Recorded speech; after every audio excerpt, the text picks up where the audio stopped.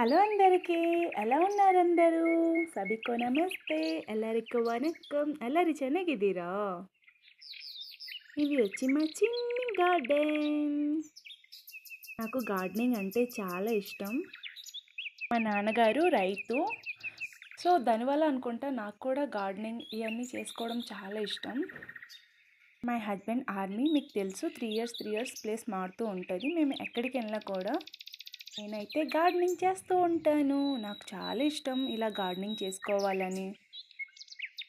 And మేము present ఇక్కడ నాగాలాండ్‌లో కూడా చిన్ని గార్డెన్ వేసుకున్నాను.